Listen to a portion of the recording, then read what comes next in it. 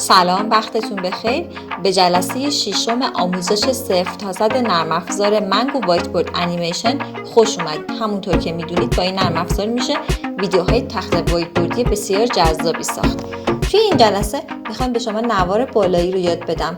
این نوار بالایی من باید توی جلسه اول به شما آموزشش رو میدادم، اما متاسفانه فراموش کردم و این جلسه به شما آموزش میدم. این نوار بالایی رو میبینید. از قسمت سمت چپ شروع میکنم به توضیح دادن. وقتی که روی هوم کلیک کنید از پروژه در میاد و به صفحه‌ای که تمپلیت های آماده توشه وارد میشه. وقتی که اینو بزنید میره اونجا، میگه این پروژه رو نمیخوای ذخیره کنی؟ برم رو همون مرحله اولیه و اگر بزنی نو پروژه میپره. شما همیشه حواستون باشه که ذخیره‌اش کنید. خب اینجا مجبورم یه پروژه جدید باز کنم. پس هوم بزنید میپره اینجا و پروژه‌تون اگه ذخیره نکرده باشید پروژه‌تون میپره. اگر نیو رو بزنید صفحه جدیدی برای شما باز میشه. اگر سیو رو بزنید میتونید پروژه‌تون رو سیو کنید. این رو بهتون تاکید کنم که هر 5 دقیقه هر کاری و هر المانی که به پروژه‌تون اضافه کردید بهتون توصیه میکنم سیو رو بزنید، یک اسم مناسب براش انتخاب کنید و فایل مناسب برای ذخیره انتخاب کنید براش، تا هر تغییری که روی پروژه‌تون دادید همونجا ذخیره کنید و پروژه براتون ذخیره بشه. چرا؟ چون این نرم افزار با اینترنت و فیلتر شکن کار میکنه. خیلی وقتا نرم افزار میهنگه، شما رو میندازه بیرون، پروژه رو حذف میکنه و به خاطر همین شما هر 5 دقیقه حداقل این سیو رو بزنید که خیالتون راحت باشه، چون پروژه های تخت وایت بورد خیلی بابت ادیتش زحمت کشیده شده و حیفه که به خاطر هنگ کردن نرم افزار پروژه از دست بره. این که هیچی، اما پریویو برای به نمایش گذاشتن تغییراتی که اعمال کردیده. مثلا شما یه سری المان ها باز کردید، همه کاراتون انجام دادید، میخواید ببینید که آیا مچ شده با صدا، اون عکس‌ها، اون افکتایی که گذاشتید مچ شده با اون صدایی که ضبط کردید. اگر پریویو رو بزنید مثل اسلاید شو پاورپوینت میره، از اول به شما نمایش میده تا آخرم میره. خب اینجا نگهش میدارم، اما گزینه آخر برای خروجی گرفتنه. پابلیش رو که بزنی میگه میخوام بهتون خروجی بدم به صورت ویدیو یا گیف که میدونیم پولیه، فقط به صورت ویدیو خروجی میده. اوکی رو میزنیم و وارد اینجا میشه. میگه حالا کجا ذخیرش کنم. اینجا شما میتونید انتخاب کنید که پروژه شما کجا ذخیره بشه فیلم خروجیش، و اینجا فقط میتونید با کیفیت 576 دریافتش کنید. و اینکه میگه کاور ویدیوتون، اون عکسی که روی ویدیو کاور میشه چه عکسی باشه. شما اینجا خودش به صورت دیفالت یه چیزی رو انتخاب کرده از روی ویدیوتون، ولی شما میتونید اینجا عوضش کنید، مثلا لوگوی خودتون رو بذارید روی ویدیو خودتون و اینجا پابلیش رو بزنید و یس رو که میزنید خروجی به شما میده. اتفاقا خیلی نرم افزار سبکیه و خیلی سریع بهتون خروجی میده. من استوپو میزنم سریع تا خروجی هست. خب بذار ببینیم برمیگرده عقب. خب برگشت عقب. و اما بهتون قول داده بودم که افزودن متن رو یاد بدم. افزودن متن رو من قبلا هم به شما آموزشش رو تو جلسات قبل دادم، اما وارد دیتیل نشده بودم، جزئیات رو بهش اشاره نکرده بودم. اما توی این جلسه میخوام به تمامی جزئیات متن اشاره کنم. در قسمت متن تکست رو که انتخاب کردید اینجا باید فونت فارسی رو انتخاب کنید. گفته بودم که حتما باید فونتتون با LMN شروع بشه و مؤلفش هم از این قسمت گفتم فونت های فارسی رو شما میتونید انتخاب کنید. انتخاب که کردید اد تکست رو که بزنید اضافه میشه به صفحه بک‌گراند پروژه‌تون و اینجا enable system font رو انتخاب میکنید. این رو که انتخاب کردید وارد نرم افزاری که توی جلسه اول بهتون معرفی کردم میشید. متن رو توی این قسمت تایپ میکنید اسم این نرم افزار لیومون پارسی نگار هست. متن رو که اینجا تایپ کردید اصلا مهم نیست اینجا چه فونتی رو انتخاب کنید، کانورت رو بزنید و بعد اینجا متن رو پیست کنید. این رو بدونید قبل از این که بخواید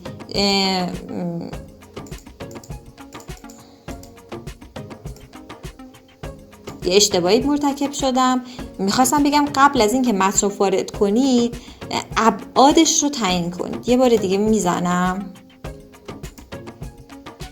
اینجا این گزینه بکشید قشنگ بزرگش کنید که بعداً به مشکل نخورید، چون اگه کوچیک باشه بعدش دردسر دارید. اینجا اینو قشنگ بگیرید بزرگش کنید برای متنتون، حالا هر اندازه که متنتون میخواد بزرگ بشه و اندازش، و بعد اینجا پیست کنید.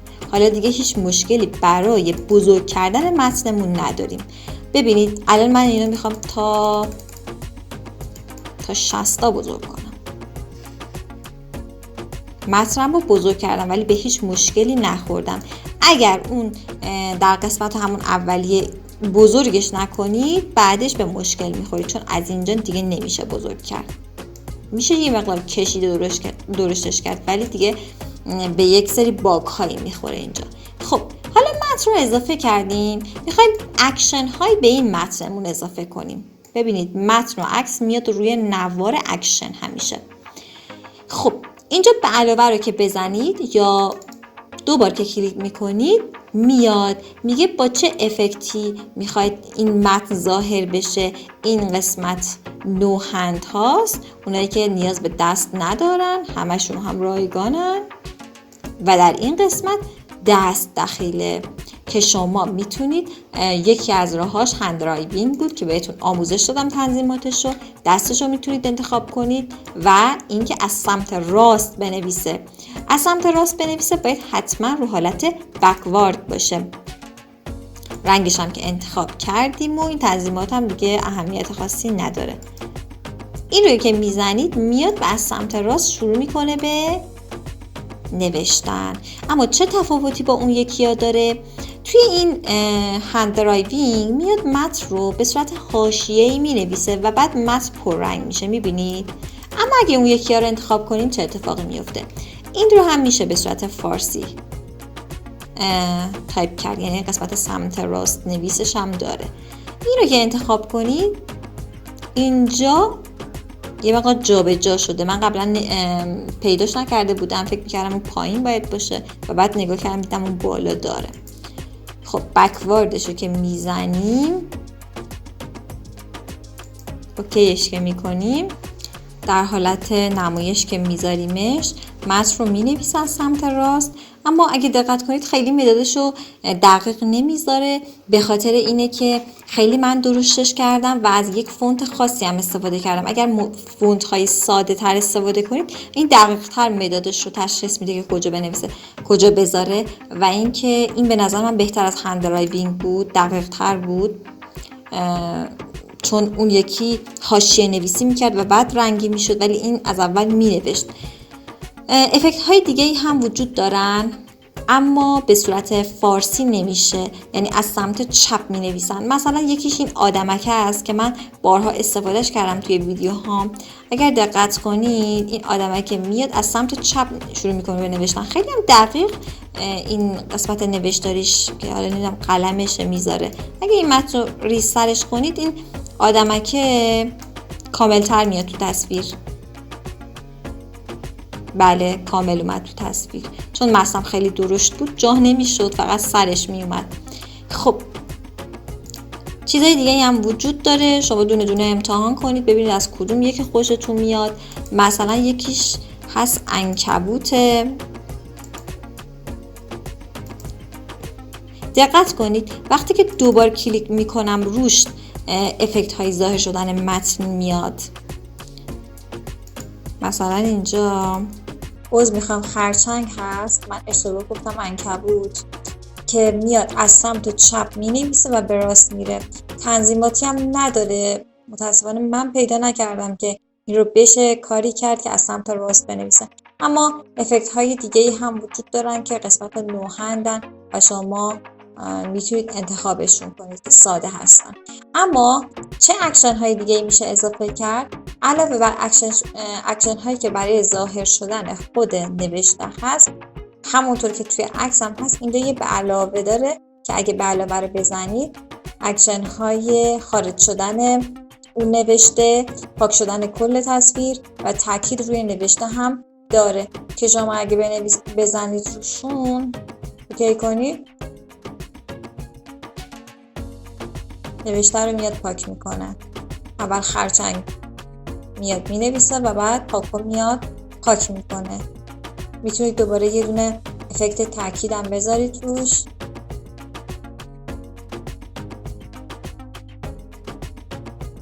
انواع و اقسام داره که شما میتونید انتخاب کنید.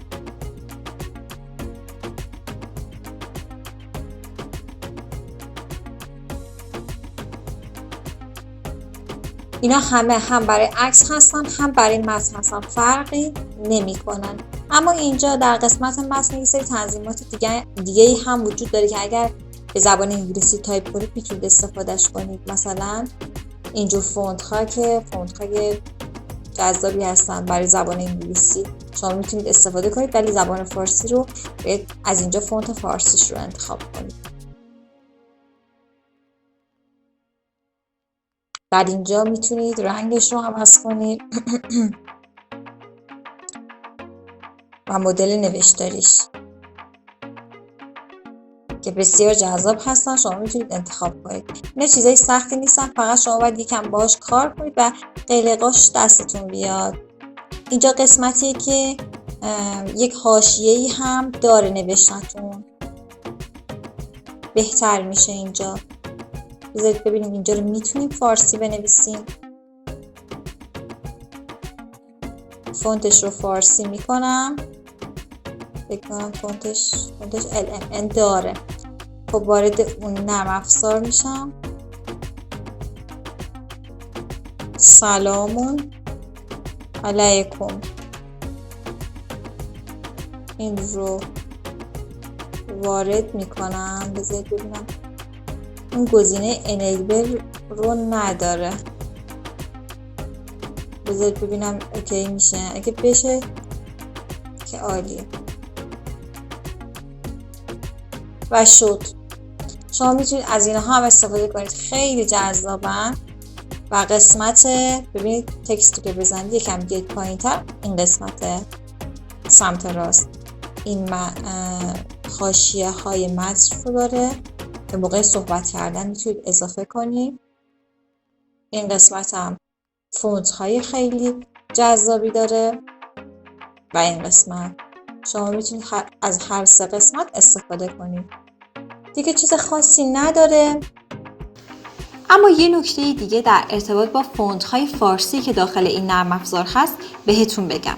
من توی جلسه اول به این اشاره کردم که فونت های فارسی داخل این نرم افزار از گوگل گرفته شده و سرچ میکنه. شما به اینترنت و فیلتر شکنتون که وصل باشه این از اینترنت میگیره. اما اشتباه کردم و وقتی که وارد سایتشون شدم و ترجمه کردم اون آموزش هاشون رو، نوشته بودن که این فونت هاشون از این نرم افزار از فونت های فارسی داخل لپتاپ یا کامپیوتر خودتونه که تغذیه میکنه و برای استفاده از یک فونت جدید که داخل لپتاپتون نیست شما باید اون رو دانلود کنید. اما بدونید که فونتتون باید بر پایه LMN باشه.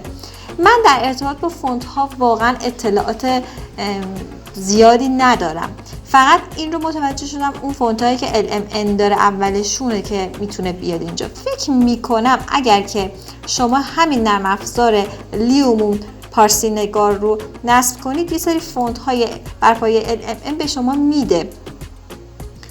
نمیدونم اون فونت ها اصلا شاید وصلن به همین نرم افزار. میگم که اصلا اطلاعات تو این زمینه ندارم. اما اگر که نمیدونید چجوری یک فونت رو به کامپیوترتون اضافه کنید، اون فونت رو دانلود کنید، از حالت زیپ خارجش کنید و بعد که وارد فایلی که دانلود کردید میشید این قسمتی که A داره و مربوط به فونت کپی کنید و بعد وارد دیسک C بشید توی لپتاپتون، فایل ویندوز رو باز کنید و بعد قسمت فونت. اینجا که وارد میشید میخوام ببرمش اونور که این چون هر چقدر کپی کردم نشد.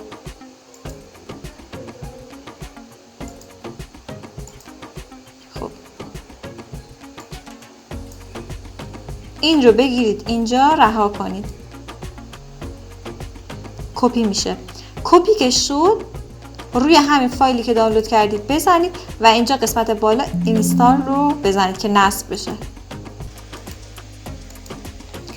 و وقتی که این کار رو انجام دادید یه بار از نرم افزار بیایید بیرون و بعد وارد بشید که یه ریستارتی بشه. نرم افزار رو که باز کردید به قسمت فونت ها برید، یعنی متن، و در اینجا فونت ها و در این قسمت اسم اون فونت رو درسته اوورد. ابتدای همون فونت رو سرچ کنید میاره، از وسط ها سرچ نکنید، از همون ابتدا سرچ کنید. MG داشت، ببینید اسم فونت این بود MG، خط فاصله و این انوش. این رو میزنم اما چون LMN نداره احتمالا نشه. این انیبلش هم میزنیم ببینیم چجوری تایپ میکنه. بذاری ببینیم به یک میرسه میتونه ترکیب کنه.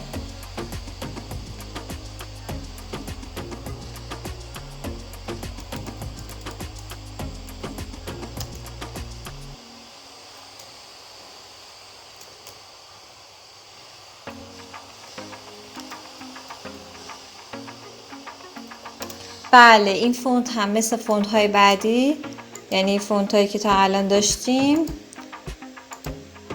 یه رو نمیتونه ترکیب کنه. ببینید سلام علیکم رو علیش رو اینجا نوشت، کمش رو برد این ور و فقط فونت هایی که LMN داره روی نرم افزار جواب میده. اما روش اضافه کردن فونت رو هم توی این آموزش به شما یاد دادم. جلسه بعدی میریم سراغ آموزش کپشن و زیرنویس گذاشتن برای این نرم افزار. امیدوارم که لایک کنید، کامنت بذارید و سابسکرایب کنید. از من حمایت کنید لطفاً. خدا نگهدار.